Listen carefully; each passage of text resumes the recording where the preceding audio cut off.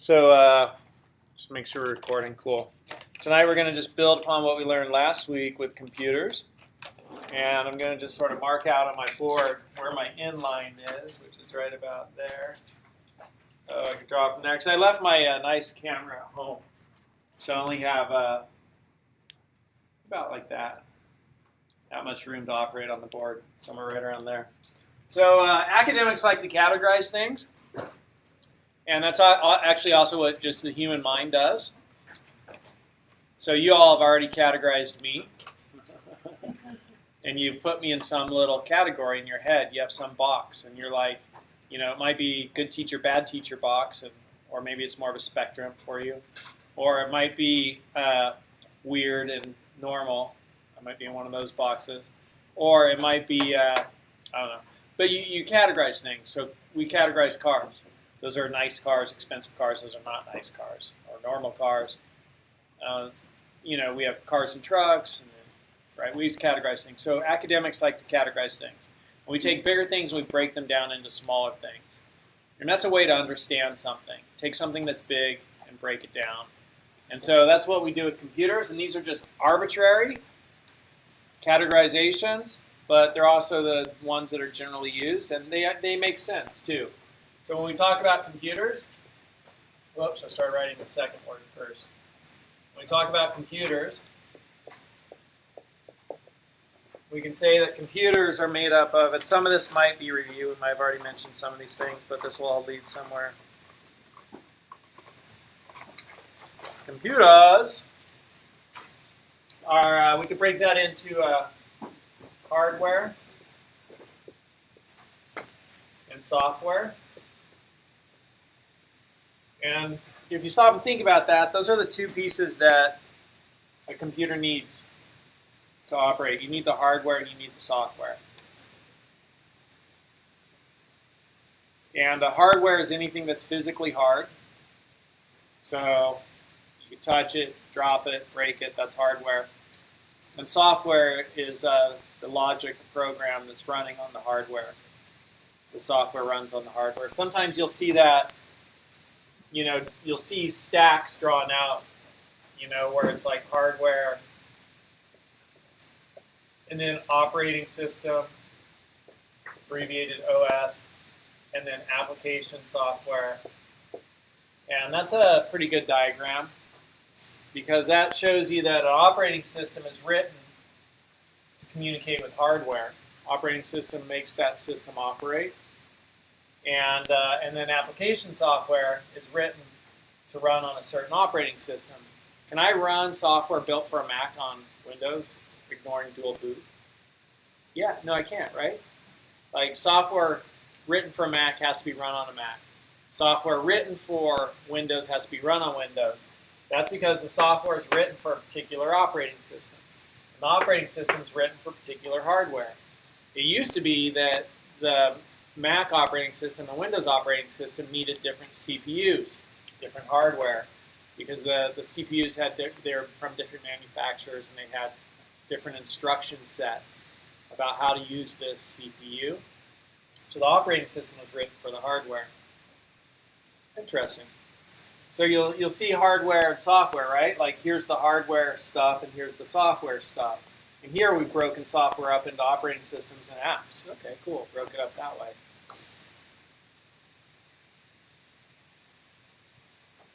Just an anecdote about this diagram is that diagram is like the operating system knows how to make the hardware run.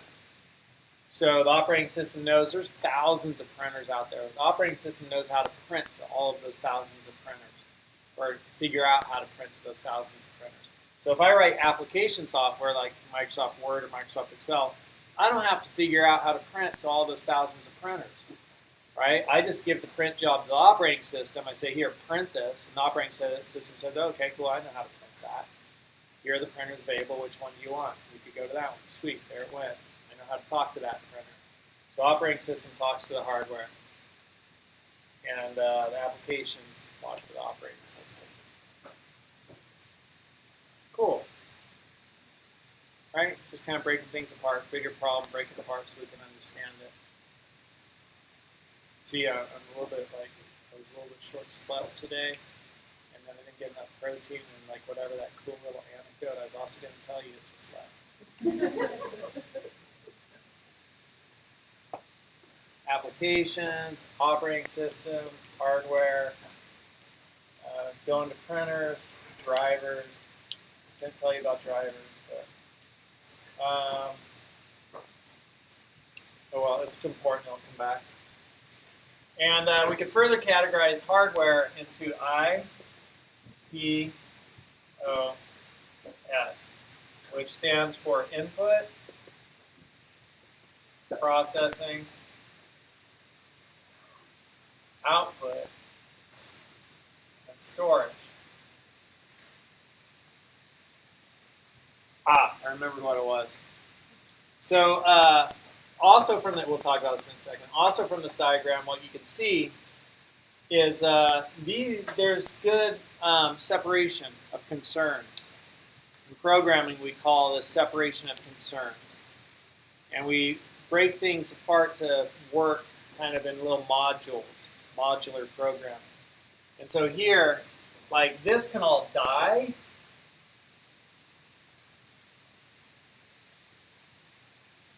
Like that could get completely destroyed. I could go in and delete stuff, get viruses, screw it all up, and then I could just reinstall, a new operating system and put more application software on. Just software. And we put some new software on that hardware. And that was a real insight for me, that I could completely screw up my computer and not break it. Like I might destroy the operating system, I might destroy all my application software. Fine, let's start over. Let's erase that hard disk drive and put down the operating system brand new.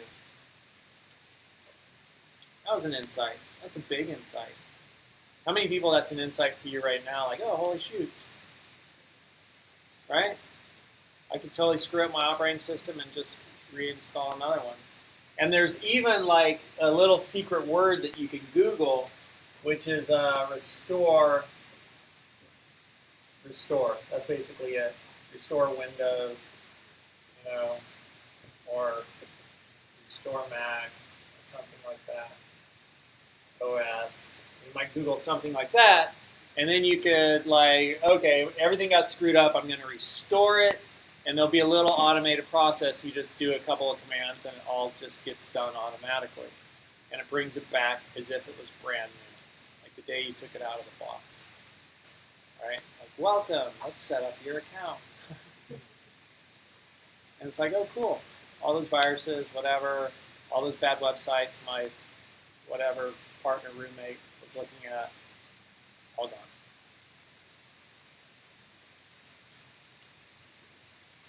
You could also even install a different operating system. I could have Windows on here, delete it, and put on Linux. Cool. Got rid of Windows. Now I'm running Linux. Same hardware. Just different software running on top of it.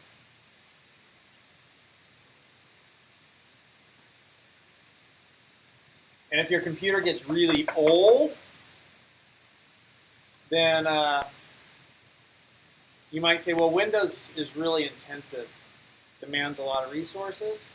So I will get Linux, a light version of Linux.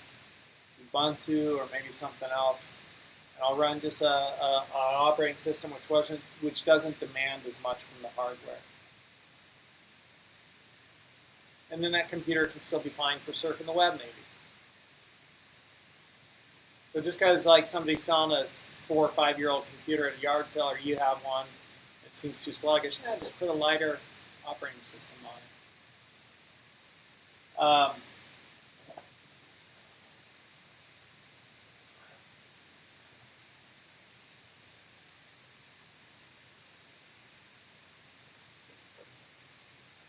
And you could Google how do I install Linux on my machine, because we learned about Moore's law. See, thoughts are coming slow. I'm like, oh, I want to say something. I gotta wait. Like, come on back. We learned about Moore's law last week, and so what did Moore's law say? Yeah, the processing power doubles every 18, 20 months. And so then we saw, okay, if I buy a computer 1x, in 18 months it's 2x, in 3 years it's 4x. right? And then it's going to go to 8x, and then in 6 years, it's going to be 16x. Right? And so, wow, if my computer is like, you know, this would be 4 years and 6 months, 4.5 years. If my computer is 4.5 years old, you know, it's built to lift 100 pounds, and you're asking the software that's being developed today is asking it to lift 800. It'll lift that 800, 100 at a time, the analogy here. Right? Okay, I'll carry that 800 pounds up the hill. A new computer carry all 800 up the hill at once, right? It's 8 times more powerful. Your old computer's got to carry 100 up 8 times. So it takes longer. That's just an analogy. So then you might say, all right, screw Windows.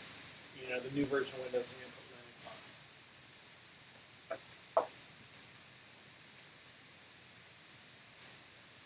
So we break computers up into hardware and software. And then we break hardware up into input, processing, output, and storage. Input, processing, output, and storage. So an input device, have we talked about this? I teach so many classes I forget. Have we talked about an input device? So what input devices are like your keyboard, your mouse, your microphone, things that get crap into a computer, get stuff, get data into a computer. That's an input device. So what would an output device be? Give me examples. Printer. Give me another output device. It'd probably be more of a storage device, but it's definitely you're taking things out of the computer and putting it on the device, and you're also taking things off the device and getting it back into the computer sometimes. So it could be input, output, or storage, but primarily I think I'd put that one into the storage category. So so output devices, monitor, printer, speakers, right? And then the storage devices, hard disk drives, flash drives, and then the processing is the CPU. Floppy disk, if you're old school. What's a floppy disk? If you're not old school, how many people have heard of floppy disks? How many people have never heard of floppy disks? That's amazing. How many people have never heard of talking heads? How many people have never heard of the TV show Miami Vice? You've never heard of Miami Vice? Raise your hand. Years of all? Oh, you've never heard of Magnum PI? So, input, process, output, storage. So that might seem a little bit arbitrary. I'm going to give you an example of why computers need those 4 things. These are the 4 things a computer does. So a couple of different definitions of what computers are. One is it takes data and turns it into information. Computers take data and turn it into information. Another definition is that they do these 4 things: input, process, output, storage. These are the 4 functions of a computer. Here's an example for you to understand why those 4 functions are important for a computer to work. What is 4 plus 7? Let's try again. I want you to all respond. What is 37 plus 5? Okay, that didn't sound like y'all. We could do this for a while. Maybe you all need some nuts too. For protein. What is 46 plus 1,964? Oh, God. Okay, let's try it. What's 26 plus 4? 30. Thank you, 30. So to do that, you needed an input device, your ears. You're all using your ears. Maybe there's a few people hard of hearing. You read my lips. Probably you're using my ears, so you used input devices. Right? And then you use storage device. Without a storage device, you would be like that guy in that movie who was like, what am I doing? I'm running. That guy, I must be chasing him. No, he's chasing me. Because he had no short-term memory. He could not remember what's happening. Oh, hi, nice to meet you. Oh, hi, nice to meet you. Right? Like, I have no memory of what just happened. So if you didn't have storage, memory, I'd be like, what is 26? You'd be like, uh-huh. Plus, you'd be like, plus what? 4. 4? What are you talking about? Like, you just wouldn't be storing the pieces of information. So you need input, you need storage, and then you did some processing. 26 plus 4, that's 30, and you used your output device, your mouth. And you spoke.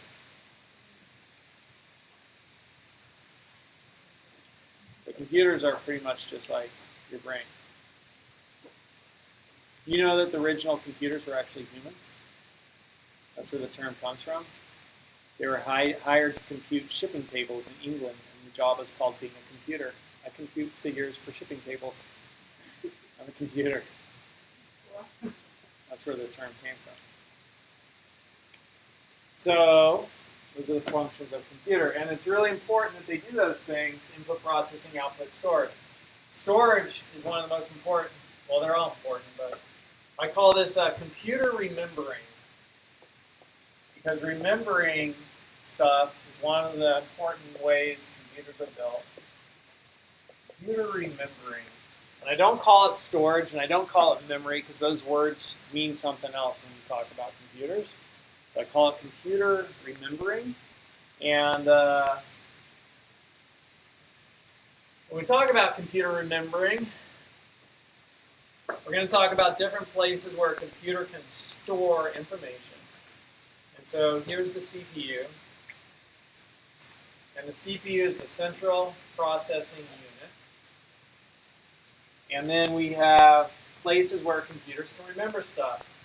And as we move along the spectrum that I'm going to draw out, it can remember less, but it can get to it faster as you move closer to the CPU. And as you move away from the CPU, it can remember more, but it gets to it slower. Less, faster, more, slower. Sounds like I can't talk.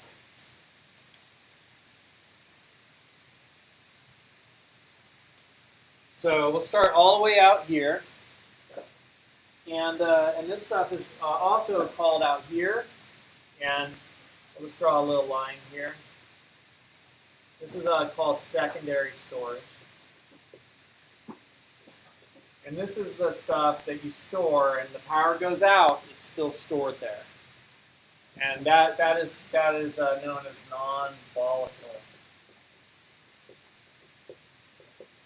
Power goes out, it's still stored there. It's secondary storage. And there's 3 kinds of secondary storage.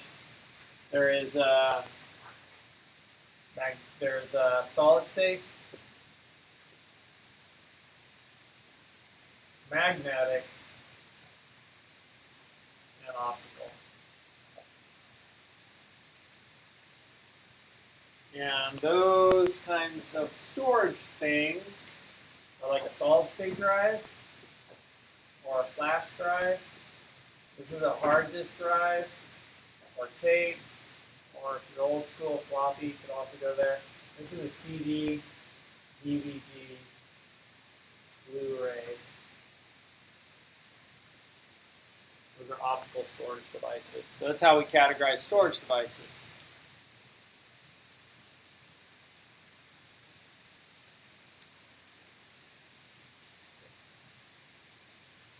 What's non-volatile mean?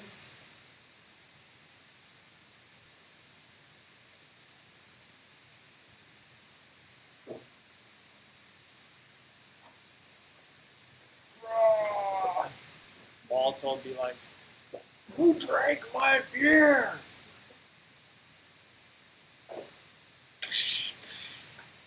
That's one definition of volatile. Another definition is, volatile is like in chemistry, whoa, it's all like, a little bit of temperature and all the molecules are just like flying, leaving the dish. It's volatile. Volatile is also, so like, hey, all the data leaves. Non-volatile, the data is not leaving. Power goes out, the data doesn't leave. Permanent. That'd be a better word. I don't know why they chose one non-volatile. That's academics for you. Let's make it a little bit complicated, so it looks like we deserve our pay positions. And go in and confuse people. That's non-volatile secondary storage. You mean hard disk drive? Yeah, that's what I mean. So these are the drives that are like gigabytes, terabytes, right? Like, oh, that's storing as much as possible. But if I got like a ton of stuff stored on a hard drive, it's going to maybe take a while to load it. Or if it's on tape storage, big reels of tape, deep storage, long-term storage, backups, you know, it might take so long to get this. We might physically have to walk, get the tape, put it on the computer, you know, turn it on, read all the data off. So that's can store more, but it's slower. Hard drives, slower than the other storage we're going to talk about as we move closer to the CPU.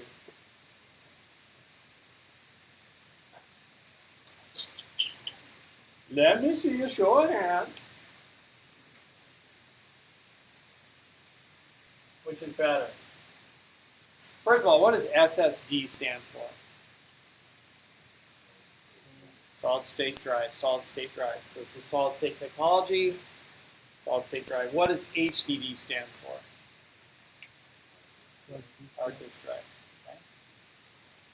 So magnetic is going to store things with positive and negative charges. One of two states, positive or negative, or 0, 1, or on off. We're storing things that are bits, binary digits. So we need, it's either positive or negative, which could be 1 or 0 or whatever. I don't know which is which. So it's magnetic, positive and negative charges. Optical, let's get a platter that sometimes reflects light and sometimes doesn't. We'll shoot a laser at it and we'll spin it around.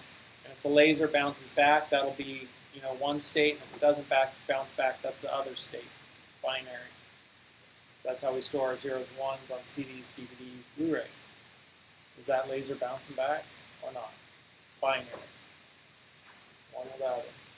Solid state has gates, switches, circuits that can open and close and stay in that state even when the electricity is off.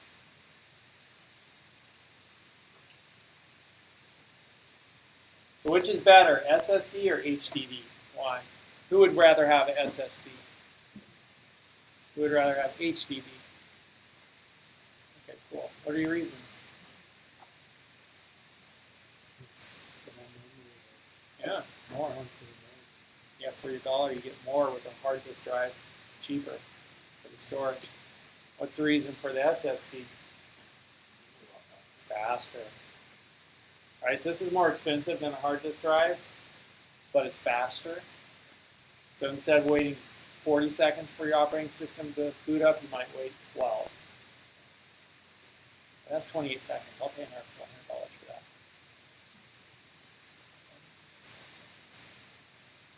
I don't have 28 seconds. There's this funny Louis C.K. thing. He's like, people, it's like, we live in amazing times and nobody's happy. You know, it's like, I have a cell phone that's like literally communicating with a satellite in space, you know? And it's like, you'll see people going, what's ticking? It's not coming up. It's like, it's talking to a satellite in space. Give it a minute.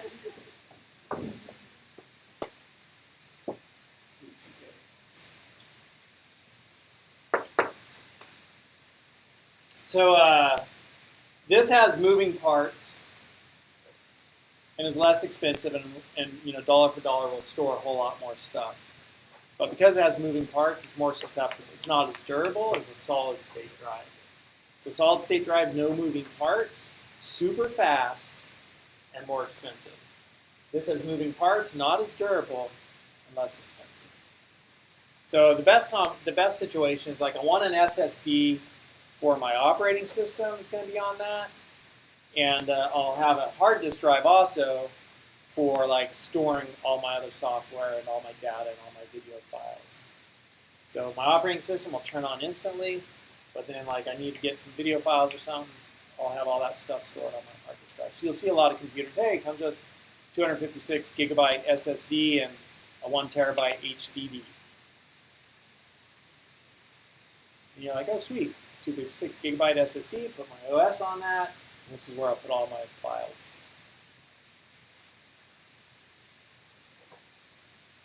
So that's secondary storage. And then we move closer to the CPU. And the next big major storage thing is RAM. And I drew it like that because RAM sticks kind of look like that. And RAM stands for Random Access Memory. That's what RAM stands for.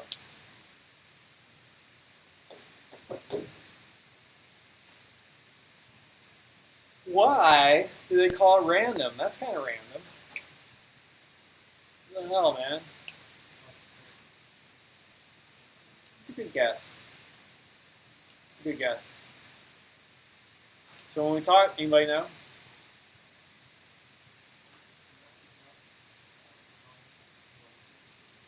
Yeah, that's absolutely true. This is volatile. Everything over here now is volatile. Meaning I turn the power off, gone. When I was in college, university, I remember working late, writing a paper, stretching out my legs, kicking the power cord out of the wall, losing everything. There was no autosave back in the day. And I've gotten old enough that I'm like, really? Did that really happen to me? Or is that like a story? Or it's like, that could happen? Because like, can you kick a power? I guess maybe if it was like lodged in and it's just kind of hanging there, you bumped it, it could come out. But that seems like kicking a power cord out of the wall. I've lived long enough, I no longer remember what happened. Yeah, you young people keep smiling. Tell me what you had for lunch 3 days ago. Happens to all of us. Right? Like, shoot, what did I have for lunch 3 days ago? Dang it! All right, 3 weeks ago. 3 weeks ago today, what did you have for lunch? I don't know. What happened to my life? I see a tennis racket. What's that for? Somebody?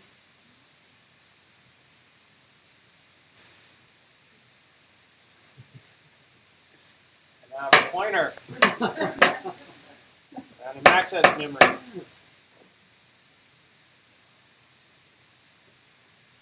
I have popcorn. Let's get fun. That's a desk cleaning tissue with alcohol.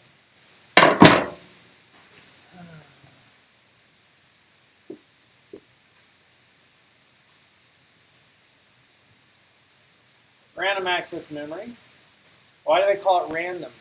They call it random because when we talk about storage, it can either be sequential storage.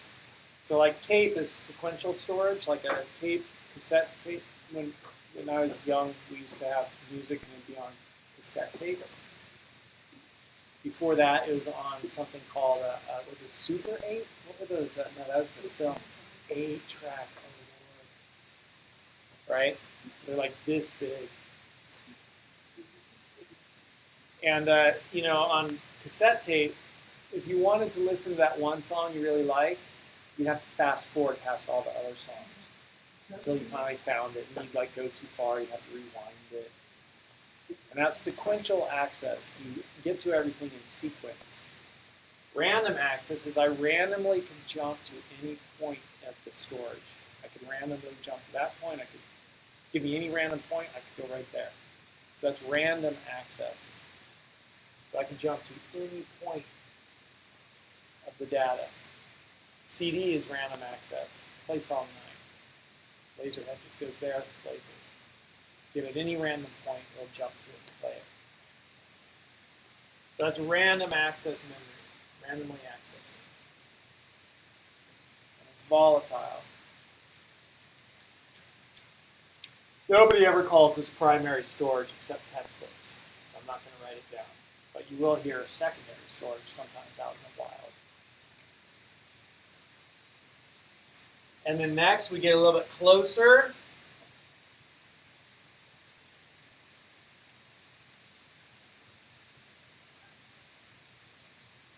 And there's something called cache. Sometimes it's right outside the CPU. Sometimes it's right inside the CPU. And it'll have little like L1, L2, L3. It's like a small amount of storage. You know, it's like the data starts kind of lining up and moving towards being processed by the CPU. A little bit of stuff might be stored there. Like the CPU might anticipate, hey, I'm going to need, looks like you're going to need some stuff. Why don't you get it up on deck? Looks like it might be batting next. Let's put that in the cache. It looks like it's coming up next. Right there.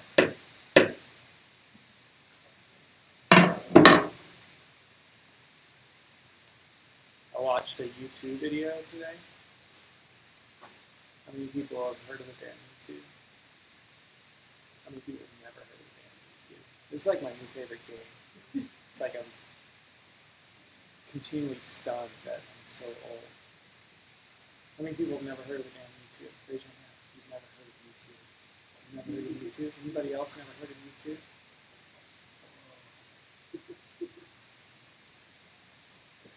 But I watched a YouTube video and it's like Bono looked young in the video. I was like, he's look old. Like he, in that video, his age didn't change, but mine went from behind him to ahead of him.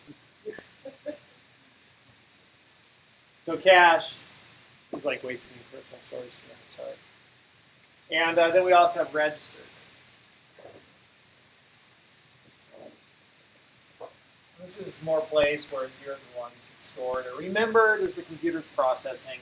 This is all about computer memory, remembering. And you can see now why I didn't call it computer memory, because this is memory. People call that memory, and people call this storage. Right? So I called this computer remembering. It's my own term. Here's the cool thing I could do on video.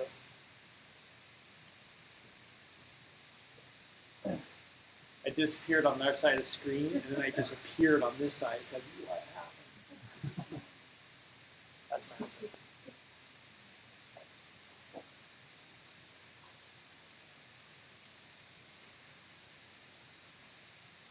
And then the way a computer works is anything that's going to be running has to come into RAM because this stuff's just too slow. So you're storing all of your software out here on your hard disk drive. You want to run Microsoft Word. You say start Microsoft Word, and then it takes a moment. What's happening in that moment?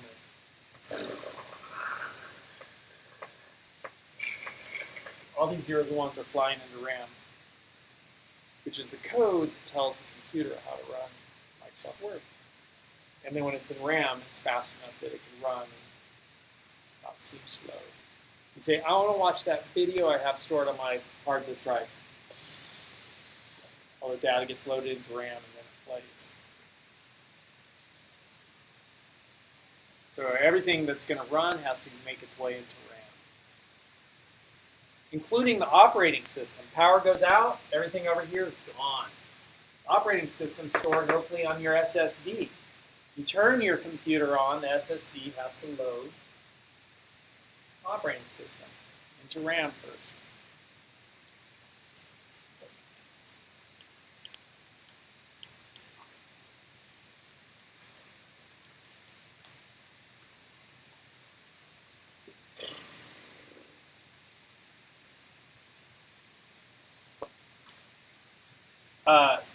For all of the hardware components to talk to each other, there's one little last special place of computer remembering. And it's down here. And up there we had RAM. We had RAM. This is ROM. ROM, ROM, ROM. ROM, ROM, ROM, ROM. It's like NOM. NOM, NOM, NOM, NOM. What's NOM mean? How do you youngins use that word nom today? Am I saying a bad word? Sometimes I'm like, hey, what's this word mean? My students are like, dude, you don't want to say that word. It's a bad word. What's nom mean? Yeah, like people are like, oh, we're totally going to go nom. We're nomming right now. Ah! Nomming? How do you grow up? So ROM is read-only memory.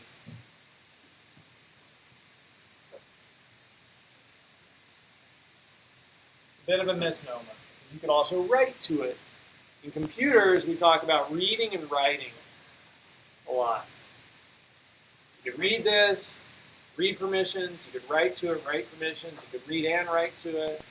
We're going to read from that. We're going to write to this. It's all about input and output. I/O. I/O stands for input output. We'll talk about that. Here. What side am I going to pop up on? This side.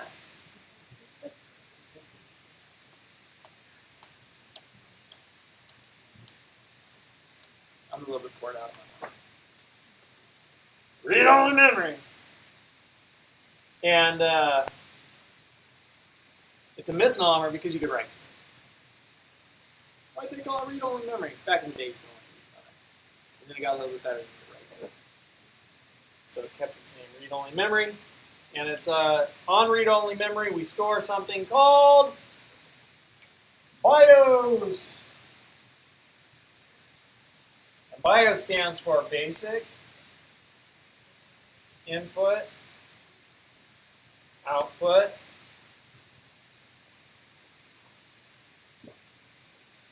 system.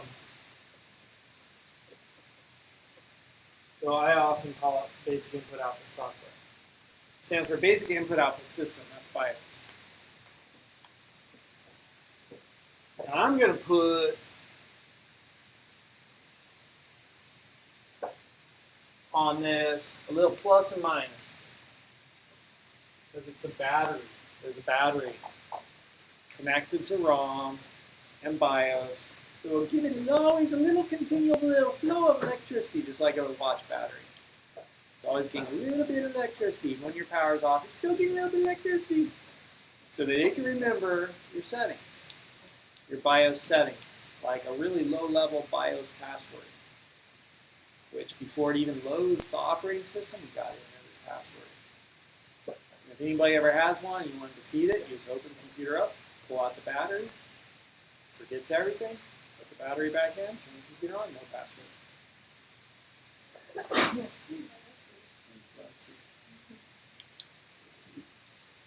So BIOS is basic input-output system. Input and output, things talking and communicating. That's what allows this entire thing to start talking. So now it's like, oh, I'm a computer. Cool, there's RAM here. Oh, there's a hard disk connected. Oh, there's a bus, and I can pull data off of the hard drive and pull it into RAM, and I'll get the operating system. This is where it's at. I'll start loading it. Now let's let the operating system run. So this is how the computer boots up with the software that's in BIOS, or the software that's in ROM, the BIOS, the basic input-output system. That boots up the computer, and it's called booting. Booting.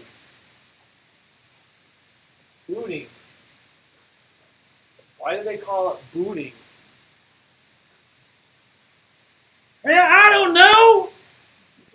I just want my associate's degree or my bachelor's so I can get a promotion. Do I look like I care? I want to watch Game of Thrones. Have you seen Game of Thrones? That's one sick, twisted show. I love it. My wife watched season 1, episode 1, and I was concerned for humanity afterwards. I texted my friend, I said, it's horrible, horrible, horrible. That was so disturbing. I didn't even watch it. I was like working, and I'd like look over, and I'm like, what the hell are you watching? Right? It was like violence pornography, sexual pornography, one TV show, HBO. Right? But it was, it ends with the queen having an illicit affair with her twin brother, and then this kid like climbed up the tower, looked through the window, saw the queen having an affair with her twin brother, and the queen's like, he saw us, and the twin brother goes over the window. He's like, "What are you doing, kid?" He looks out the window. He's like, "Wow, you're a good climber." You know, and he looks at the kid and he's like, how old are you? And the kid's like, "I'm 10. And the queen's like, "He saw us." He looks at the queen, looks at the kid, and he's like, the things we do for love. And like kills this 10-year-old kid and goes back to his sister. I'm like, that's sick! Right? Like, and how many people love Games of Thrones in there? How many people are big Games of Thrones fans?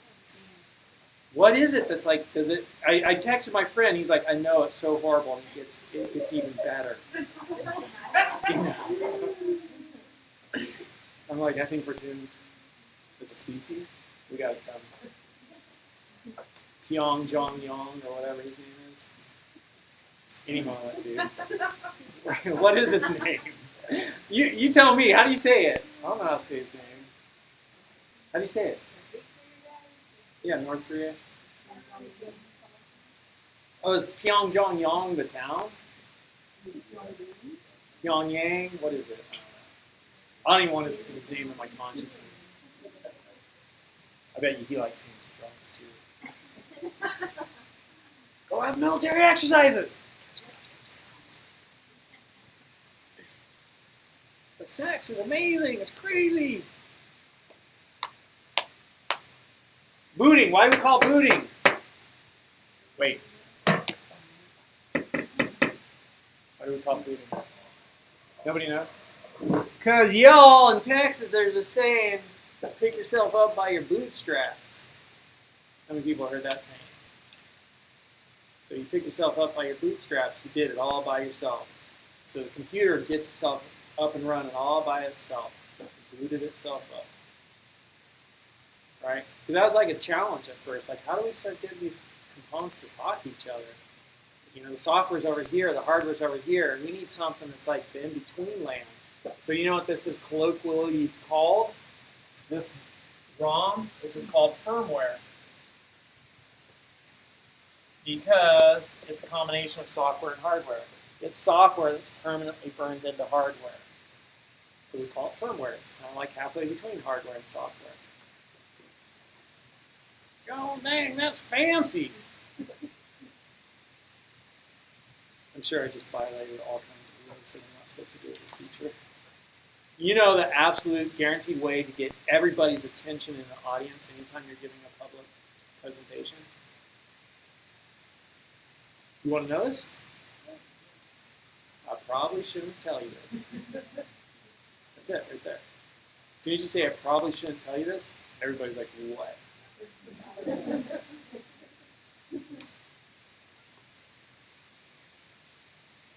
So you got some new phrases. Booting, firmware, read-only memory, BIOS, ROM. That's kind of like all a big thing of vocabulary right there that you got to do.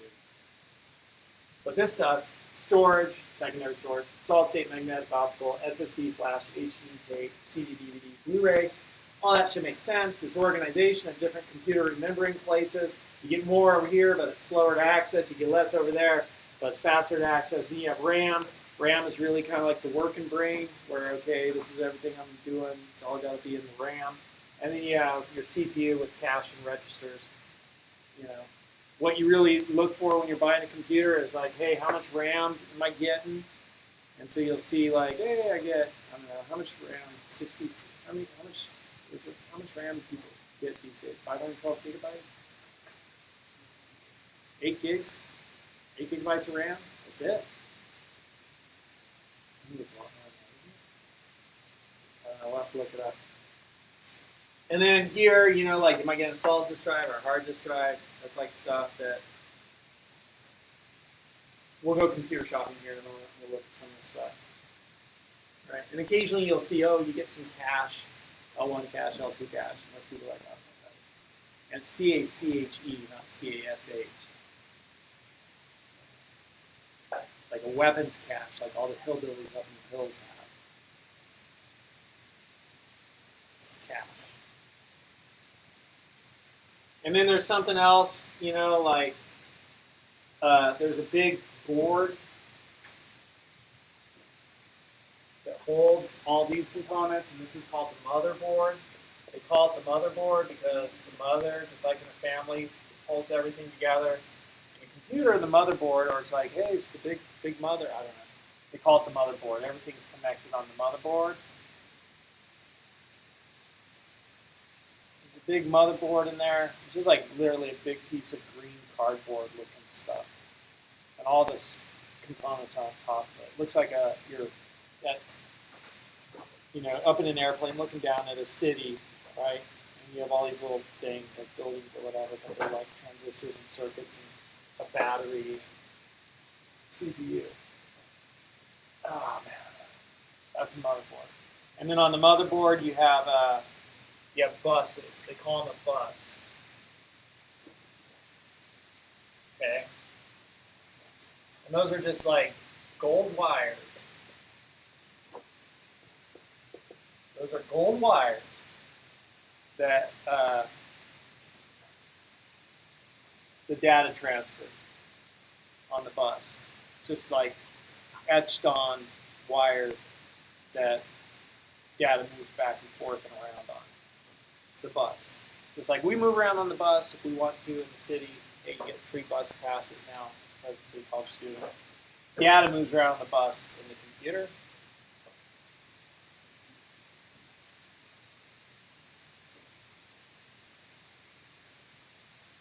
And then we might have cables.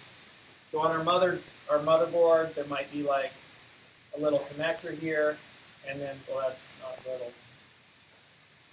Let's make it smaller. There might be a little connector like that, and that's a Satan connector. It's actually a SATA serial ATA. But whenever I see it, I think it's a Satan connector. They just forgot the N. How many people that disturbs you? And then we have the SATA connector, and then that would be like a ribbon that would go out to like a hard disk drive. And then there would be a serial ATA cable that goes out to the solid state drive. So those are all in the case, the tower, right? This thing. Dear Lord, this is a dirty job.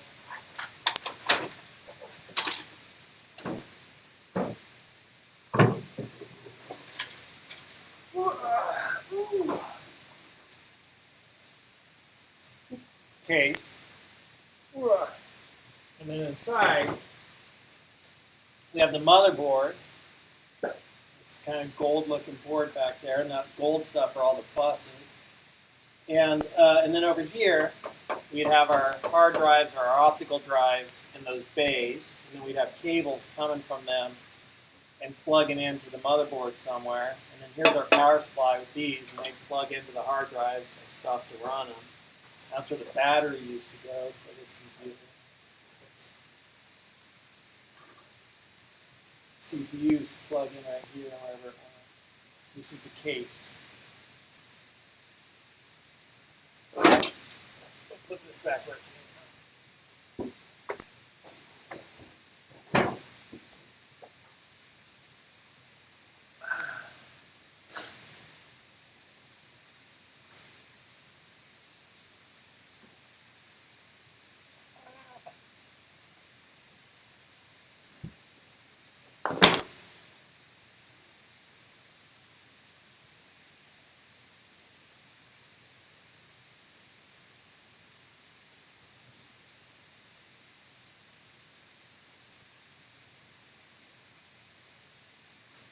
There used to be ATA cables, which were these really wide ribbons. And it's serial. When you hear like cereal, S-E-R-I-A-L, not C-E-R-E-A-L. Okay? It's a funny thing about the English language.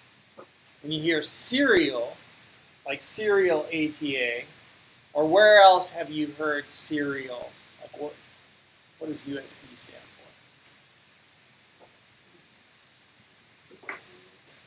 Universal Serial Bus. Oh. Right?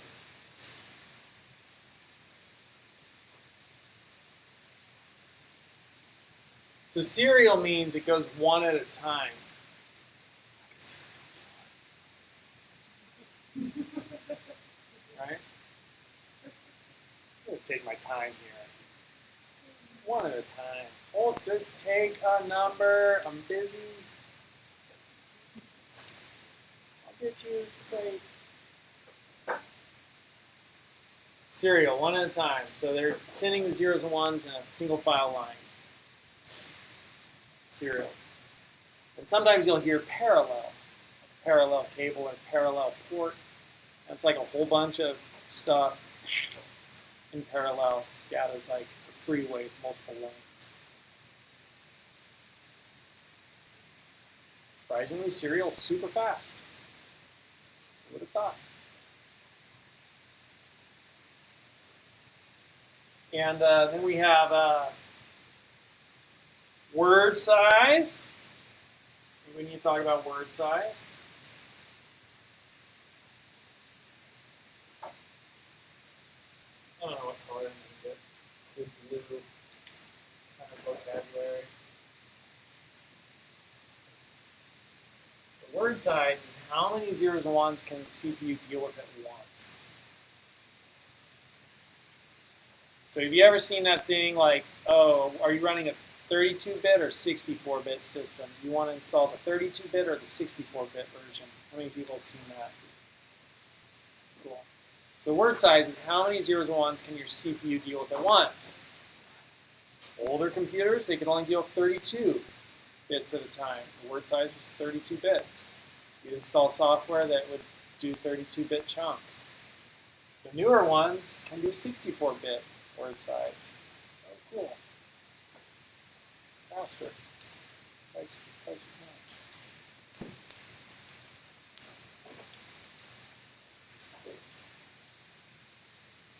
And then we also have clock speed.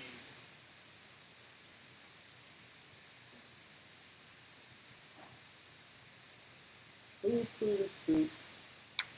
The clock speed is the metronome that just kind of coordinates the speed at which things are running on the computer. Synchronizes everything. It's the conductor saying, 1, 2, 3.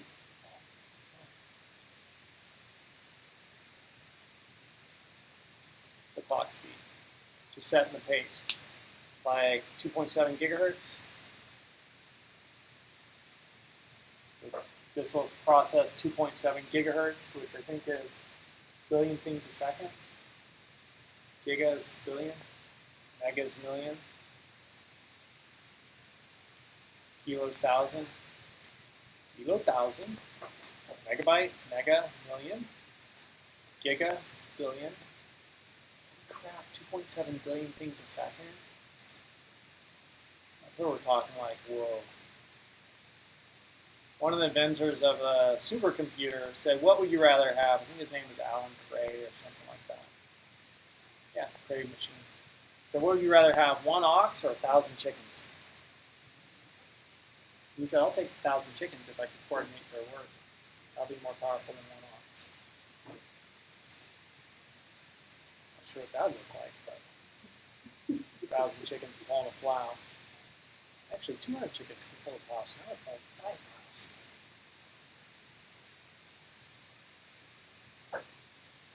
People are like, what is he talking about? 500 chickens? Space out for minutes, how did it make sense?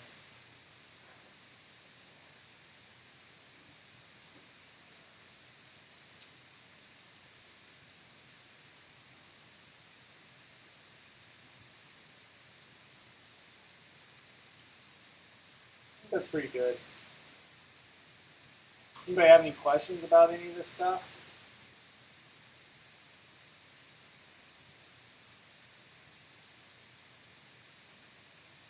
You all have a really solid understanding now of the fundamentals of the computer. You know, the hardware, software, computers run on electricity.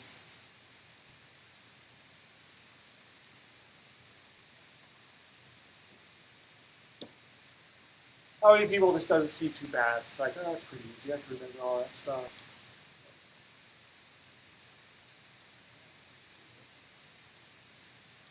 How many people? It's like,